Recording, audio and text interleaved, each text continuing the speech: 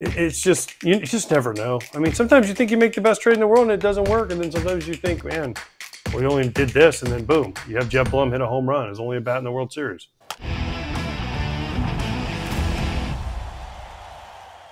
Okay, so I bring up the Rockies and the Angels because we're talking about winners, we're talking about losers. I would say those two go pretty high up on the list. It seemed like a seller's market. You could get a pretty nice prospect haul. Not cream of the crop, top 100 guys, top 100 in the game, but a nice list for two teams that could really use it. They have some essentially rental players, and they decided, no, I'm good. Not on everything, but mostly they were good. Yeah. I mean, there was no. I mean, I guess Flaherty is the biggest name changed hand, the biggest name, I would say, probably. I put 5 down. And also here we're looking at Mark Feinstein, who said the Rockies, they hold on to Cal Quantrill, Austin Gomber, Brendan Rodgers, okay, and Elias Diaz. Some of those guys are free agents after this year, so okay. Anyway, here's the 5 but I the put Rockies down. don't do anything ever. No, that's expected. They just sit and do the same thing over and over again. They're competing for August and September wins. I mean, I guess. But they pack just when the fans go out, they get their $2 million every year. It's a great ballpark to watch. So they're like, oh, why do we have to try and be better? Yeah. Well, here's the top 5 for you, Kratz. Or 5 notable names that I put down. Jack Flaherty, Randy Arozarena, Isaac Paredes, Jazz Chisholm, who we'll talk about later, and Zach Eflin. Those are the big names that went? I think that's my top 5. Am I missing someone? I mean, 4 of those 5 plays on teams in Florida that nobody apparently pays attention to that much. True. And there's relievers, I know. I didn't go down I that mean, Randy, next. I guess, because of his postseason. But really, unless you're a hardcore baseball fan, you don't really know Isaac Paredes. Mm-hmm. Jazz, because he was on the cover of MLB The Show. But if you look at his numbers, he's doing great since he's been a Yankee. So good for the Yankees. Yep. Right? And then Eflin, I mean, he's a serviceable major league starter. But, I mean, he's not a big name. But who's starting a playoff game for you that just got traded besides Eflin, Flaherty, and Fetty, Kikuchi? Yeah, Kikuchi? Those would be the other 2. I mean, right? Yeah, but there wasn't an ace. There wasn't a David Price. There wasn't a Max Scherzer. There wasn't someone like that traded yesterday. I mean, no. It was interesting. There was a lot of more minor moves, and that's why you didn't see any top 100 prospects get traded. Skubal, Snell, Crochet, Tyone, Finnegan, if you want to start going down the relievers that were kept. There were some good ones that were traded away, though, of course, like Tanner Scott. But I do think you're in this mode nowadays, Kratz, where there's an ultimate stalemate. First off, I do think you can make better trades in the offseason. I think pricing is generally easier in the offseason. And I just don't think that teams are going to give up their top prospects. They're worth too much. Remember, we talked to John Becker from Fangraphs, and he said the Orioles have Jackson Holliday as $100 million in their fake books right now in terms of his value. That's the one.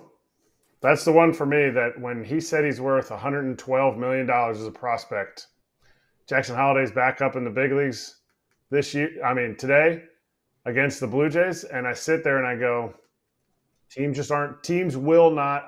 I would be surprised to see a team move a top 100 prospect unless it is a Juan Soto type of deal.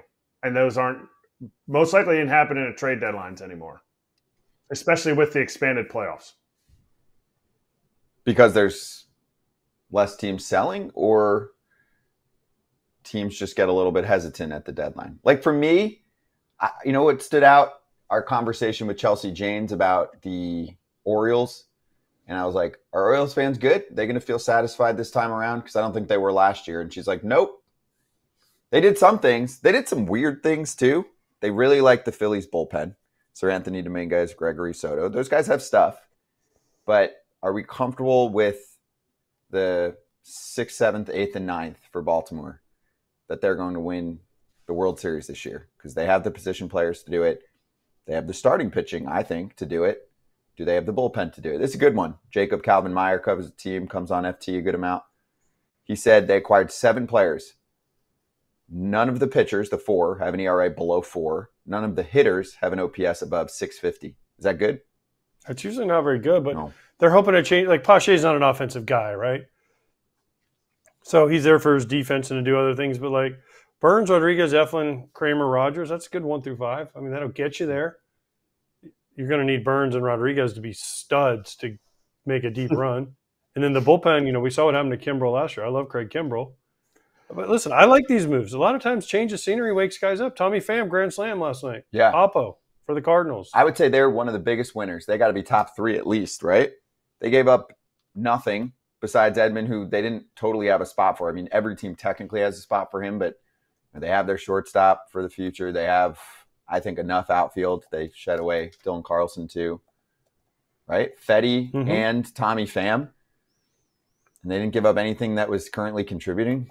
And they didn't really give up much. They gave up one prospect who's 17. It's not like a top whatever 100 guy either. So I think the Cardinals and Dodgers crushed it. The more I looked at the Dodgers trade too for Flaherty, we'll talk to Ken later, but I guess some teams were worried about his medicals. Dodgers were like, nah, we're good. We don't have to give up much. Apparently the Yankees were not okay with it. That's what I'm saying. Who else won? Royals? I think the Rays and Marlins won for the future. Mm-hmm. Not for this year, but for the future. But the Rays are somehow still figuring it out. They're still hanging in there. They're still above 500. What if they make the playoffs? It'd be great. It would be funny. It'd be great. But, the Royals absolutely. Yeah. With the moves they've made. And so there's some teams that went for it. Teams like I think there's people out there saying like the Brewers didn't really make any moves to strengthen themselves. The Twins obviously didn't really do much. The Guardians got Alex Cobb, which is a nice pickup, and Lane Thomas. Those are 2 nice pieces they needed. It's just you just never know. I mean, sometimes you think you make the best trade in the world and it doesn't work, and then sometimes you think, man, we only did this, and then boom, you have Jeff Blum hit a home run. It's only a bat in the World Series. Minneapolis on fire, though, Kratz. That one stands out to me. It's back-to-back years where you have a good team and you just they knock on your door, you open it, you slap them in the face, and then you close the door. Yeah, I couldn't agree more. I think what the Orioles did is weird because they have such a great thing going, and teams either added to what they were doing, or they just supplemented what they were already doing, or they upgraded. The Orioles brought in players that weren't as good as the players they already have, and so the Twins could have looked at it the same way and been like, we just weren't willing to pay the price for 2 years in a row for anything that would have helped our team. Like, what? Like, you have to make a move. You made it to the first round of the playoffs last year. You didn't make a move in the postseason. Now you're not making a move at the trade deadline. What are you wearing, AJ? Viore. Oh, nice. You like Viore? I do like Viore. I've liked Viore for years, Scott. I'm just interviewing you like you're on the red carpet. You don't get the... I just gave you an answer. The skit? What do you like about it? I'm not into role-playing like you, Scott. Go on. What do you like about it? Can you wear it at the gym? You can wear it at the gym. I wore it the other night when I got to see all the Premier League trophies. I wore it under a suit coat. I heard you got in trouble there. I did. I picked up the Premier League trophy. You're not supposed to do that. But I had to see how heavy it was. Everyone was saying it was heavy. So I picked it up. And the guy yelled at me. But fine. He was in VR. He was feeling confident. Yeah. He was looking athletic too. Especially, I don't understand how Viore can make a shirt with a pocket in it that feels athletic. Like, AJ's shirt right now has a pocket in. He has a pocket on. And there's the pocket.